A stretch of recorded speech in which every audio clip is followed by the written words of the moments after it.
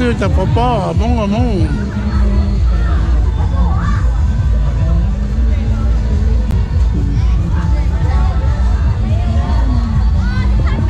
phải có luôn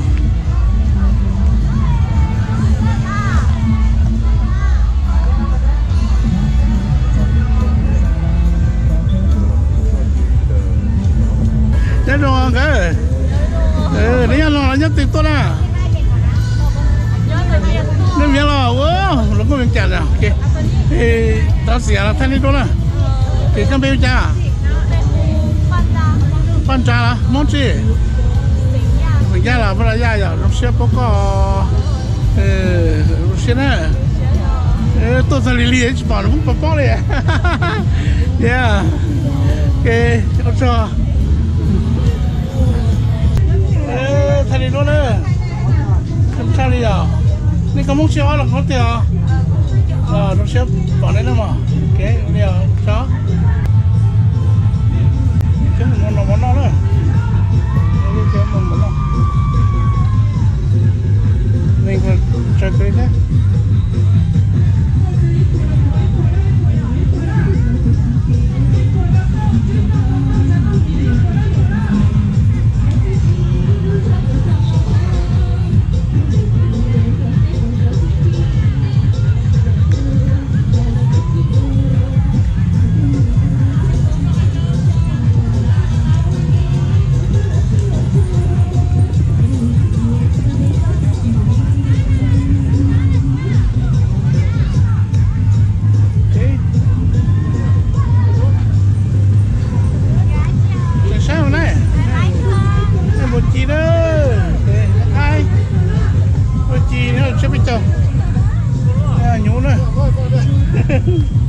những món này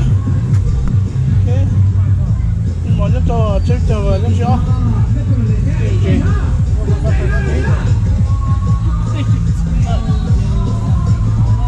cái này cái bỏ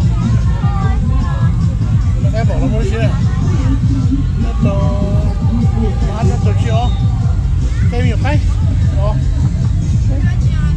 cái sai mà này cái sai mà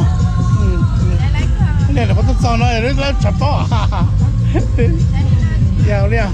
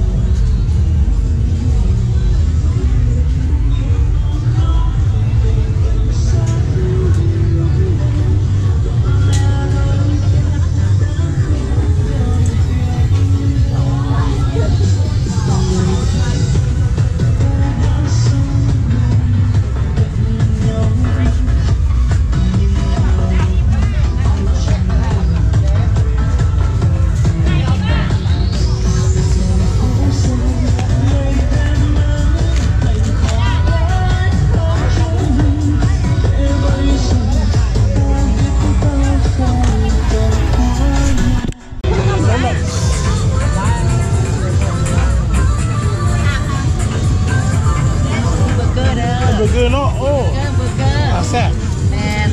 ต่างประเทศกับมาเด้อมันมีเฟออยู่ป่ะเขาปุ้นเหมือนเฟอไหนน่ะกูอันเด้อว่าโอ้คักเนาะก็เคยกินตะเกียบโอ้ย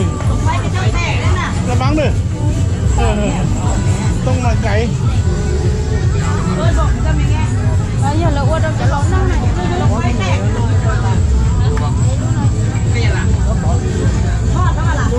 ต้องนั่งใกล้เล็กเลยใหญ่ไหมใส่ โอ้กำลังชุบพี่ค่ะ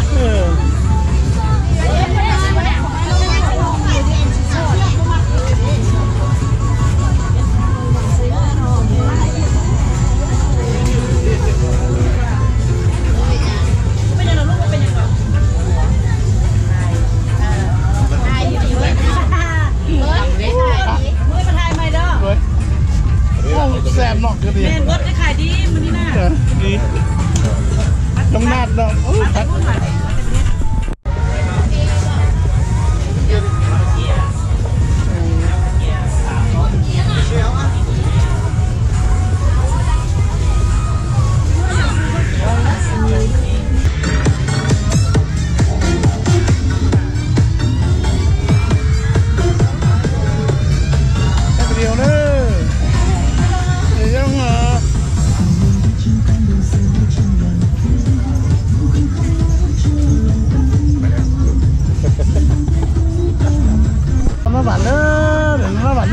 chỗ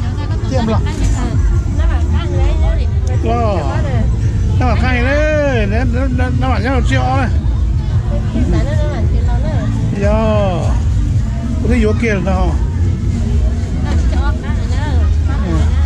nè có thật xuân thế nó bảo theo anh chị theo ô lọ ok đi nè tay kim mà là pan lên đó Dạ vâng. Cô chơi đấy.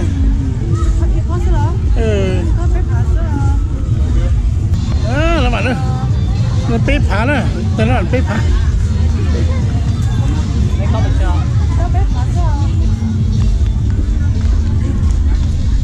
Cô chơi này.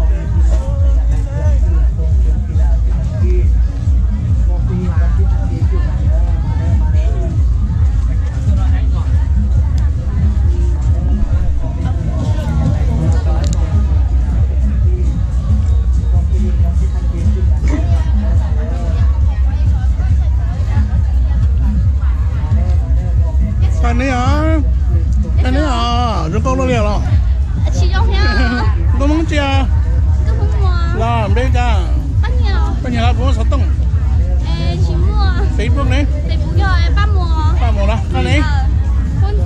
Con trời đó. Còn đấy là cũng có Facebook. Đó. Ok. Đó, ok, cũng nên cho YouTube nữa. Bây giờ bà.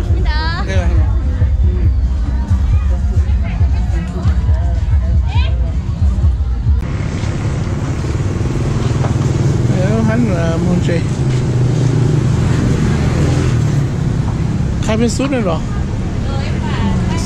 ซุดเท่าไหร่40 บาท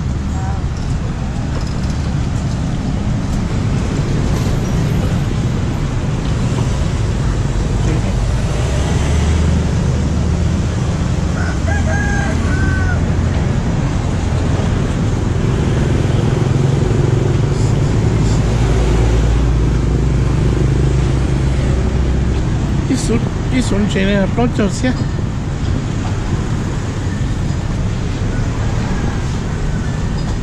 ที่สุดแล้วนะ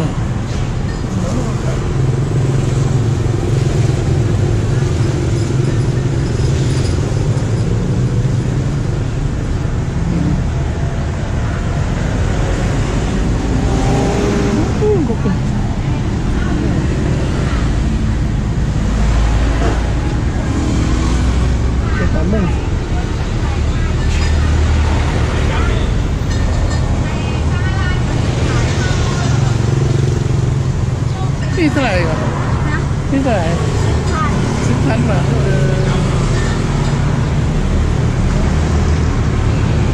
โอ้งามซุปเท่าไหร่50ตัวใหญ่50เนาะอันนี้ก็ได้สุกขับแล้วก็สุกแล้วแม่เป็นกันเลย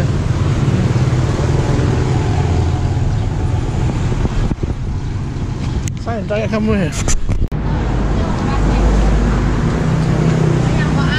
ยังเบิ่งอยู่ยังเบิ่งสุดเท่าไหร่ที่ถ่ายราคาที่สุด35ตัวเป็นหรอตัวใหญ่50หรอหน่อยหอยแห้งอันนี้น่ะเคยกินปลาเนี่ยแซ่บแล้วเนี่ยนี่ปลาปากปลานิ่นยังเบิ่งปลาเมืองลาวเป็นเป็ดซุดเป็นซุดหรอจะไร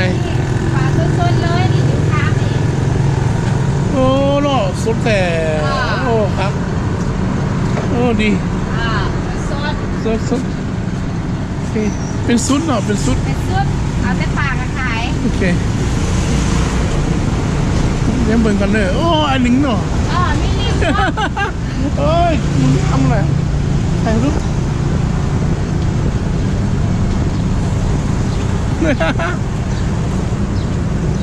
Ready? Hello. กินยังกินหมกข้าววะใกล้เวลาเยอะโอเคอยากได้กล้องโอ้คักเนาะไม่เอากล้องโอ้มิซีวะโอ้ไปเด้อขอบใจโอเคเอานี่เท่าไรกับตัวเท่าไหร่200,000พุ่นน่ะงามเนาะไข่ป้าแท้โอ้เครื่องงามแท้ว่ะตัวเข่าบ่มีวะสีขาวๆนะ200,000เด้อตัวนึง200,000เป็ดนี่เป็ดโลว่ะโลเท่าไหร่นี่แซ่บโอ้มักตัวนี้เด็กไฟสีนี้ไก่ลาบเนาะไก่ลาบครับที่เป็นห้างตลาดขายไก่เลยไก่เป็ดโอ้ครับโอ้งามไก่ลาบก็มีเห็นป่ะโอ้ตัวนี้แหละงามเลยไก่เลย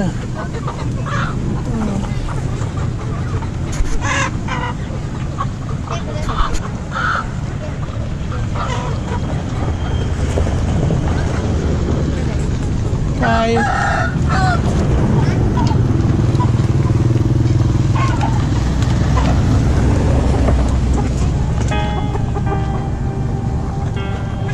เป็ดโอ้ไก่ตีนี่แหละ